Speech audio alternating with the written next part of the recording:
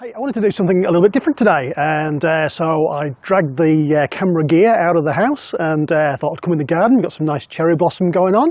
It's a little bit overcast. I'm not quite sure how the lighting is going to work, and there's a road just there, so hopefully there's not too many loud cars driving past. But it was too much of a nice day, and I really wanted to get this cherry blossom in the picture. Anyway, today, real quick video. I wanted to touch on a subject which I hear often, and it's all about franchise fees. You know, how fees come in two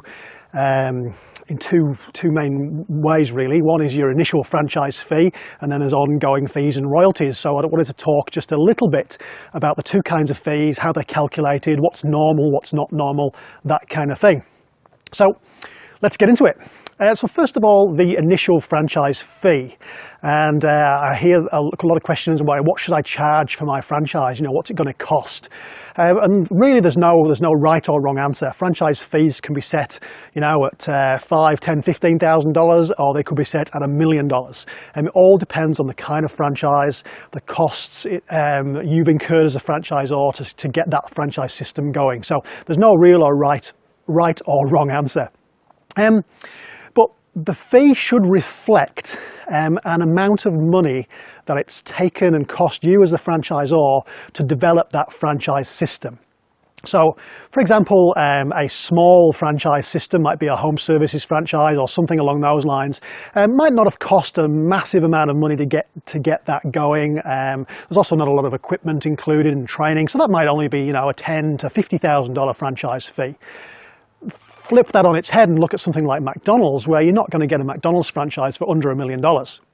So there's a wide range of costs associated with franchising. You know, when you think about the millions of dollars that McDonald's has poured into developing that system over decades, really. So you're paying a premium for the name.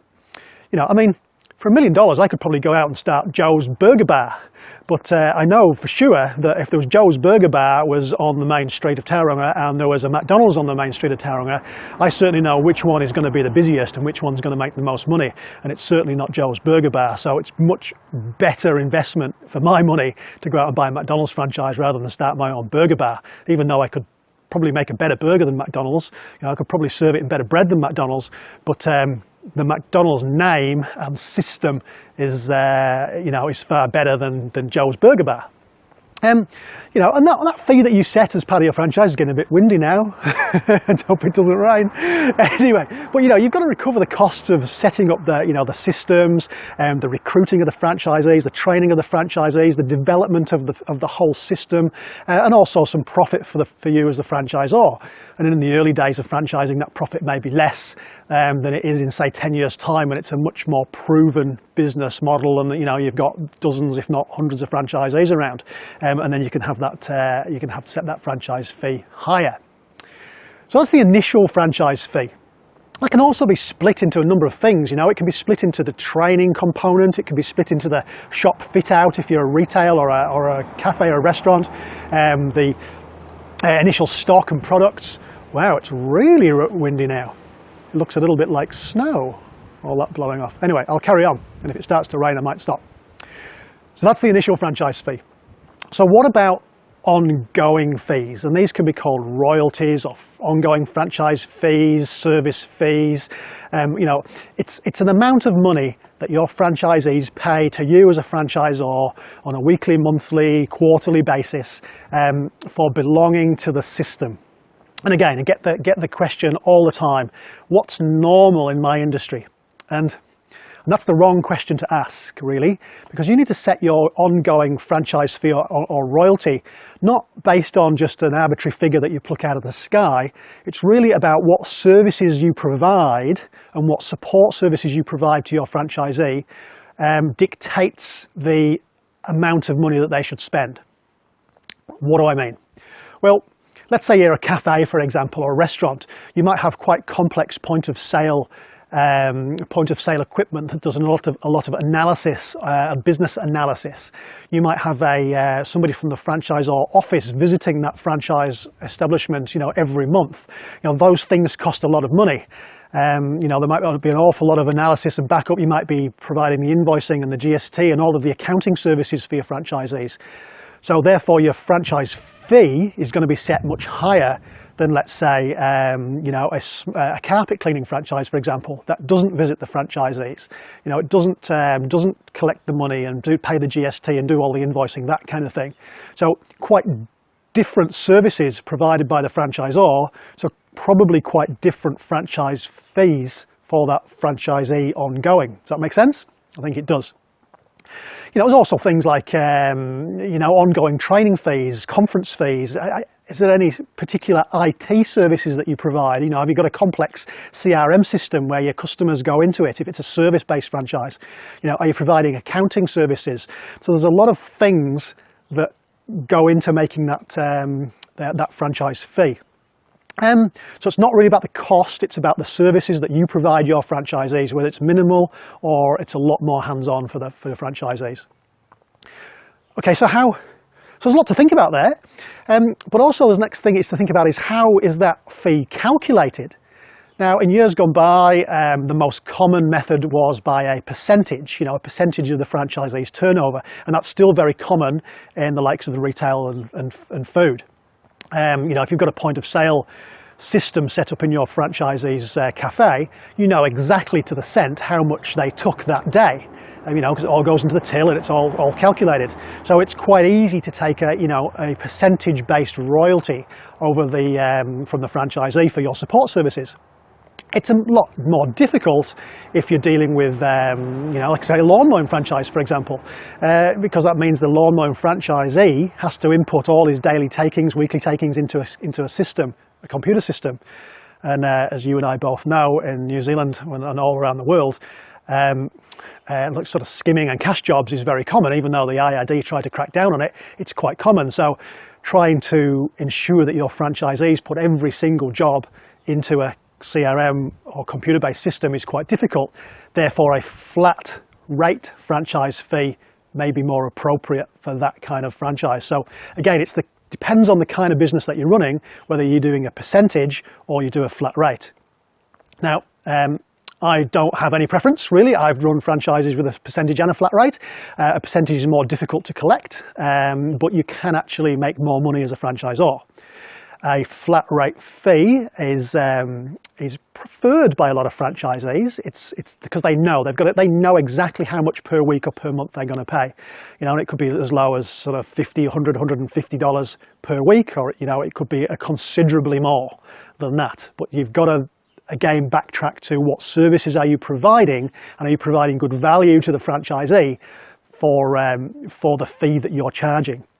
And it doesn't have to be a straight flat rate, X amount of dollars for this support. It could be, you know, split into an IT fee, a training fee, a support fee, that kind of thing.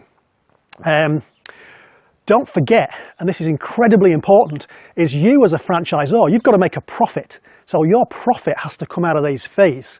You know, so you've got to set it at a rate where you're going to be able to cover all of your costs and still make a profit. Some franchisees, and it can be a point of, you know, franchisor falling out occasionally, is, you know, well, you know, I'm paying all this money to you as the franchisor. But it's really important for the franchisee to understand that if you're not making a profit, what's the point? You know, so it's in the franchisee's best interest that they pay a fee which is at a level where it's not hurting their business, but also you as a franchisor are making profit, you're making money, you're motivated to support them and for them to be successful. So yeah, that fee has to be at a level where you're going to make a profit, and obviously the more franchisees you've got, the higher that profit's going to be. There are other things to think about as well. You know, I'm a big proponent of having products within your franchise business that you then on-sell to your franchisee. So whether that's in a retail environment where the franchisee then on-sells them again to the end user, or if it's a product that the franchisee purchases from you and then uses that product in the day-to-day business of them doing business. So let's use that carpet cleaner as an example. You know, you'd be selling, you know, carpet cleaning chemicals and products to clean rugs and stain removers and that kind of thing. So you'd be maybe buying them in wholesale and private labeling them, or having a third-party supplier supply them direct to your franchisee, and you take a cut along the way. By doing that, your franchise fee can be a little bit less per week or per month because you're making a margin on your products. And so if you can imagine, you've got that carpet cleaner and he's using, I don't know how many litres, it might be, 30 or 50 litres of some cleaning product per week, and you can make a margin on that, and then you've got 50 or 100 of those guys cleaning carpets. That's a significant amount of income, and that's exactly what I've done in the vast majority of the franchise businesses that I've started and run. We've sold garage carpet products and cleaning products and adhesives and paints and on cleaning, all kinds of stuff. You think about it, we've made a margin on it, back down to shirts and uniforms and business cards and marketing material. So all those things that you can make a margin on will make the franchise fee slightly less for the franchisee. That's a whole other subject I'll get into another time. Just one other thing to really think about is marketing funds. They're very, very common, and that's a fund that all of your franchisees pay into on a monthly basis, and that covers marketing and administration costs with generating income and customers for the franchisees. You see that might be TV adverts, online adverts, radio, print, whatever marketing activities you as a franchisor conduct for the benefit of your franchisees is usually paid in whole or partly by a marketing fund. And again, that can be a percentage of revenue, or it can be a set weekly or monthly fee. And that money goes into the pot and pays for those marketing activities.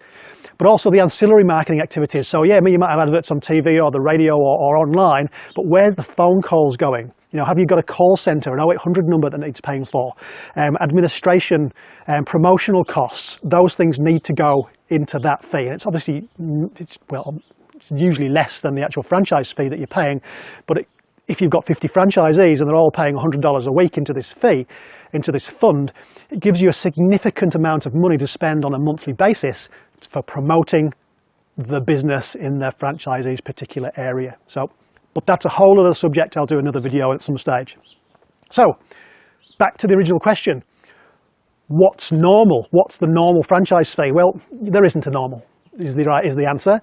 Depends on the type of franchise, the tools and the setup and the products and everything else for the initial franchise fee, and that can be as low as $5,000, it can be as high as $1 million and more, and everything in between.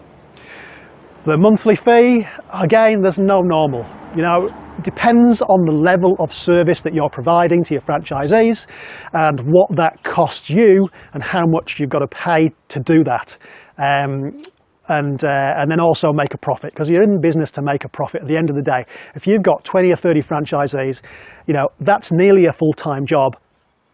Training, managing and supporting those franchisees. So perhaps you need to pay somebody to do that, so the franchise fee needs to cover their wages and all the administration costs for that staff member and to make a profit.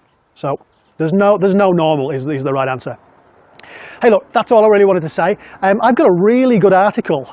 It's about 6 or 7 pages long that was published in one of the franchise magazines quite some time ago, and it goes into depth about franchise fees, why the franchisor charges them and why the franchisee should pay them.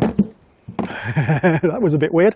That was my whiteboard blowing over in the wind. Never mind, I'll carry on. So if you want a copy of that article, flick us an email or give us a call. I'll happily send that out. I'll email that out to you. So joe@unrealgroup.co.nz, or give us a call on the 0800 number. If you want to know more about franchising your business, click the link below, and or give us a call, flick us an email, and let's have a chat about how I can help you franchise your business and turn it from where it is now into the most profitable, franchisable business it can possibly be. That's it from me for now. We didn't do too bad in the wind, apart from a whiteboard falling over and all the stuff blowing off the tree. But it's a beautiful day, so I'm signing off. Joe from the